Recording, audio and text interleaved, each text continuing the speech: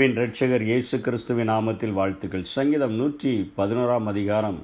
கர்த்தர் தம்முடைய மக்களுக்கு செய்த நற்கிரியைகளுக்காக அவருடைய செயல்களின் மேல் பிரியம் வைத்து ஆராய்ந்து பார்த்தால் ஒவ்வொரு நாளும் நம்முடைய வாழ்விலே அவர் செய்கிற நன்மைகளுக்காக, நல்ல காரியங்களுக்காக, செயல்களுக்காக நாம் ஆராய்ந்து பார்த்து நன்றி செலுத்த முடியும் என்று போதிக்கிற சங்கீதமானது 112 அதிகாரத்திலே நியாயப்பிரமாணத்தை பின்பற்றுகிறவர்கள் அல்லது வேதத்தை பிரியத்தோடு கூட நேசித்து அதை பின்பற்றுகிறவருடைய வாழ்விலே ஆண்டவர் செய்கிற அந்த வாழ்வின் செழிப்பை அல்லது நன்மைகளை நினைத்து அவர்கள் ஆண்டவரை துதிக்க முடியும் என்பதை இந்த சங்கீத பகுதியானது நமக்கு உணர்த்தக்கூடியதாக இருக்கிறது. இந்த சங்கீத பகுதியில் 2 பேரை பாக்கியவான்கள் என்று வேதம் சொல்லுகிறது. அவருடைய கட்டளைகளில் மிகவும் பிரியமாயிருக்கிற மனுஷன் பாக்கியவான். இன்றைக்கு 10 கற்பனைகளுக்கும் 600க்கு மேற்பட்ட கட்டளைகளையும் எழுதி கொடுத்திருக்கிற என் ஆண்டவருடைய கட்டளைகளிலே மிகவும் பிரியம் வைத்து அவருக்கு பயந்து நடக்கிற ஒரு மனுஷன் அவன் பாக்கியவான். சங்கீதம் 1 அதைத்தான் சொல்கிறது. துன்மார்க்கனுடைய வழியில் நடவாமலும் பரியாசக்காரர்கள் உட்காருகிற இடத்தில் உட்காராமலும் கர்த்தருடைய வேதத்தில் பிரியமாயிருந்து அவருடைய வேதத்தை நேசிக்கிற பிரியம் வைக்கிற மனிதர்கள் இந்த உலகத்தில் பாக்கியவான்கள் என்று சொல்லுகிறது. 5ஆம் வசனமும் 9ஆம் வசனமும் சொல்லுகிறது, இறங்கி கடன் கொடுத்து தன் காரியங்களை நியாயமாய் நடப்பிக்கிற மனுஷன் பாக்கியவான். இறங்கி கடன் கொடுக்கிறவன். இந்த உலகத்தில் கடன் கொடுப்பதற்கு, நன்மை செய்கிறதற்கு ஆண்டவர் வழிவாசல்களை நமக்கு உண்டாக்கி வைத்திருப்பார் என்று சொன்னால், ஒருவன் நன்மை செய்ய அறிந்திருந்தால் அவன் அதை செய்யாமற் போனால் அது அவனுக்கு பாவமாக இருக்கும். 9ஆம் வசனத்தில் வாரி இறைத்தான், ஏழைகளுக்கு கொடுத்தான், அவனுடைய நீதி என்றென்றைக்கும் நிற்கும், அவனுடைய கொம்பு மகிமையாய் உயர்த்தப்படும். இவர்கள் பாக்கியவான்கள் என்று வேதம் சொல்லுகிறது. அதை பவுலும் அழகாக அவர் கொரிந்தியருக்கு எழுதும் பொழுது 9ஆம் அதிகாரம் 9ஆம் வசனத்திலே சொல்லுகிறார், வாரி இறைத்தான், ஏழைகளுக்கு கொடுத்தான், அவனுடைய நீதி என்றென்றைக்கும் இருக்கும் என்று சொல்லி அவரும் அந்த வசனத்தை அங்கே நினைப்பூட்டுகிறதை நாம் பார்க்கிறோம். 2 பேரும் தான் இந்த சங்கீத பகுதியிலே அவர்கள் பாக்கியவான்கள். வேதத்தை நேசித்து அவர்களுக்கு வழிகளிலே பயந்து நடக்கிற மனிதர்கள் பாக்கியவான்கள். வேதத்தை நேசிக்கவில்லை என்று சொன்னால் தீர்க்க தரிசன புஸ்தகங்கள் நம்மை எச்சரிக்கக்கூடியதாகவும் அவைகள் விட்டு வைக்கவில்லை, எச்சரிக்கக்கூடியதாக இருக்கிறது. ஓசியாவிலே 4ஆம் அதிகாரம் 6ஆம் வசனத்திலே வேதம் சொல்கிற, நீ உன் தேவனுடைய வேதத்தை மறந்தால் ஆகையால் நான் உன் பிள்ளைகளை மறப்பேன் என்று ஆண்டவர் சொல்கிறார். நீ வேதத்தை நீ மறந்தால் நான் உன் பிள்ளைகளை மறந்து விடுவேன் என்று ஆண்டவர் சொல்லுகிறார். மல்கியா 3ஆம் அதிகாரத்தில் அங்கேயும் ஒரு காரியத்தை என் வேதம் சொல்லிக் கொடுக்கிறதை நாம் பார்க்கிறோம்.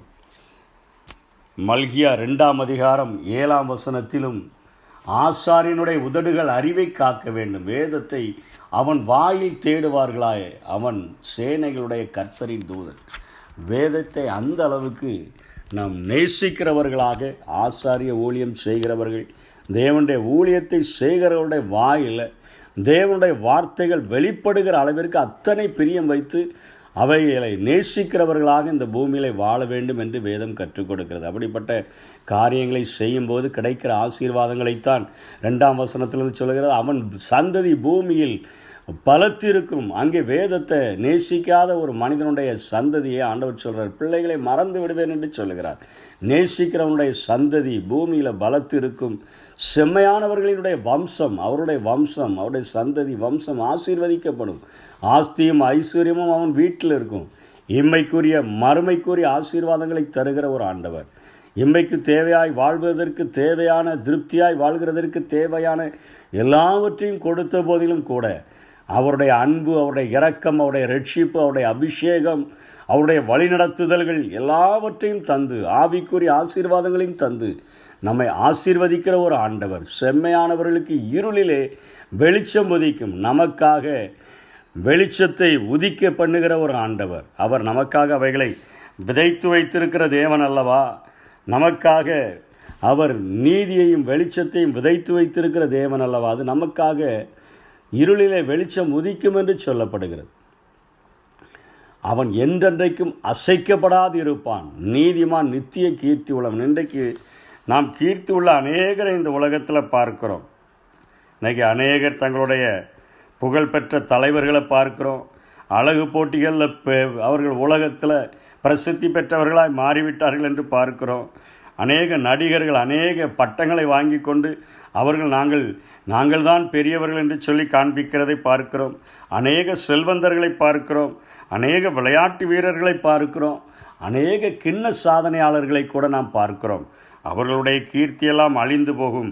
நீதிமான் ஒருவனே நித்திய கீர்த்தி உள்ளவன். அவன் ஒருவன் தான். அவனுடைய வாழ்வு முடிகிற வரையிலும் அவன் நித்திய கீர்த்தி உள்ளவனாக அவன் இந்த உலகத்திலே வாழ முடியும் என்று சொல்லி, அதே போல் 7ஆம் வசனம் 8ஆம் வசனம் சொல்லுகிறது, துர்ச்செய்தியை கேட்கிறதுனால் பயப்படான், அவன் இருதயம் கர்த்தரை நம்பி திடனாயிருக்கும். ஏயா, அவன் கர்த்தருக்கு பயப்படுகிற மனுஷனாக இருக்கிறபடினால இந்த உலகத்தில் உள்ள எந்த ஒரு காரியத்திற்கும் அவன் பயப்படாமல் இருப்பான். ஏன்னு சொன்னால் அவனுக்கு ஆபத்தை குறித்து பயம் இல்லை, எதிர்காலத்தை குறித்து பயம் இல்லை, மரணத்தை குறித்தே பயம் இல்லை. இந்த பூமியில் வாழும் பொழுது கர்த்தர் என்னோடு கூட இருக்கிறார், நான் கண்ணை மூடினால் நான் அவரோடு கூட இருப்பேன் என்கிற ஒரு நம்பிக்கையில் அவன் அத்தனையாய் இருதயம் கர்த்தரை நம்பி திடனாய் இருக்கிறது. அவனுடைய இருதயம் உறுதியாக இருக்கிறது. அவனுடைய சத்துருக்களின் சரி கட்டுதலை காணும் மட்டும் பயப்படாத. கட்டாயம் பழிவாங்குதல் எனக்குரியது, நானே பதில் செய்வேன் என்று சொன்ன ஆண்டவர் என் சத்துருக்களில் சரி கட்டுதலை காண்கிற வரையிலும் நான் பயப்படாமல் இருப்பேன். இவைகள் எல்லாவற்றிற்கும் மேலாக ஒரு மிகப்பெரிய ஒரு ஆசீர்வாதம். இந்த பூமியில் எத்தனையோ புகழை சம்பாதித்தாலும், எத்தனையோ பேரை சம்பாதித்தாலும், எத்தனையோ காரியங்களை உலகம் முழுவதையும் மனிதன் ஆதாயப்படுத்தினாலும், தன் ஜீவனை நஷ்டப்படுத்தினால், அந்த கடைசி வசனம் சொல்கிறது, அவன் துன்மார்க்கனாய் வாழ்ந்தால் அவன் நீதிமான் ஆசீர்வதிக்கப்படுகிறதை கண்டு மனவடிவாகி தன் பற்களை கடித்து கரைந்து போவான். துன்மார்க்கனுடைய ஆசை அழியும், கடைசியில் அவன் நரகத்திற்கு நேராக சென்று விடுவான். ஆனால் நீதிமானுடைய வெளிச்சம், அது அவனுடைய வாழ்க்கை ஒரு பட்ட பகலை போல, அது நடுப்பகல் வரைக்கும் அதிகமாய் பிரகாசிக்கிற ஒரு சூரிய பிரகாசத்தை போல அவனுடைய வாழ்க்கை மாறும் என்பதை இந்த வேதம் கற்றுக் கொடுக்கிறது. 2 காரியம். முதல் காரியம், ஆண்டவருடைய வேதத்தில் அதிகமாக பிரியம் வைத்து அதை நேசித்தோன்னு சொன்னால், கர்த்தருடைய வேதத்தில் பிரியமாக இருந்து இரவும் பகலும் அதை தியானிக்கிற மனுஷன் பாக்கியவான். அவனுடைய சந்ததியை ஆசீர்வதிக்கிற ஒரு ஆண்டவர், அவனுடைய வாழ்க்கைக்கு தேவையான எல்லா விதமான ஆசீர்வாதங்களையும் கொடுக்கிற ஆண்டவர். அவர்களுக்கு உலகத்திலெல்லாம் இருள் இருந்தாலும் அவர்களுடைய வாழ்விலை வெளிச்சம் உதிக்க செய்வேன் என்று சொல்லுகிற ஒரு ஆண்டவர். அவர் அப்படியாய் ஆசீர்வதிக்கிறார். இறங்கி கடன் கொடுக்கிற மனிதர்களுக்கு அவன் என்றென்றைக்கும் அசைக்கப்படாது இருக்கும்படியாக நித்திய கீர்த்தி உள்ளவனாக, துர்ச்செய்தி கேட்கறதுனால கர்த்தருக்கு பயப்படுகிறானே அதனால் உலகத்துக்கு பயப்படாதவனாக, என்னுடைய வாழ்வில் எதிர்காலத்தை குறித்து பயம் இல்லை, மரணத்தை குறித்து பயம் இல்லை, ஆபத்துகளை குறித்து பயம் இல்லை, எதை சொன்னாலும் கூட அவன் இருதயம் உறுதியாக இருக்கும் என்று சொல்லுகிறது. கடைசியில் நீதியினுடைய சரி கட்டுதலை, சத்ருவின் மேலே சரி கட்டுதலை அவன் காண்பான். கடைசியாக அவன் மரித்தால் பரலோக ராஜ்யத்தில் ஆண்டவரோடு கூட சேர்க்கப்படுவான். ஆனால் துன்மார்க்கனுடைய இருதயமோ அவன் தன் பற்களை கடித்து கரைந்து போவான். அவனுடைய மரணத்தின் படுக்கையில் அவன் இத்தனையாய் பயந்து நடுங்கி அவன் பற்களை கடித்து கரைந்து போவான். துன்மார்க்கனுடைய ஆசை அழியும். அவன் அழிகிறது மாத்திரமல்ல, அவனுடைய ஆசையும் அழிந்து நித்திய ஒரு நரகத்திலே அவன் தள்ளப்படுவான் என்பதை இந்த பகுதி நமக்கு காட்டக்கூடியதாக இருக்கிறது. கொடுக்கப்பட்ட இந்த ஒரே வாழ்க்கையில் ஆண்டவரை இறுக பிடித்து கொண்டு அவர் நமக்கு தந்திருக்கிற, நாம் நீதியாய் நியாயமாய் பயந்து நற்கிரியைகளை செய்து வாழும்படியாய் அழைக்கப்பட்டிருக்கிற, ஆலோசனை தருகிற அந்த வேதத்தை நேசித்து அதன்படி வாழுவோம். நாமும் வாழ முடியும், நம்முடைய சந்ததியும் வாழ முடியும். அப்படிப்பட்ட கிருபைகளை தேவன் நமக்கு தந்தருள்வாராக.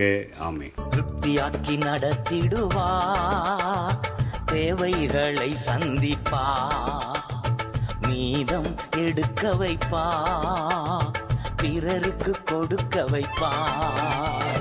பாடி கொண்டாடு, கோடி நன்றி சொல்லு.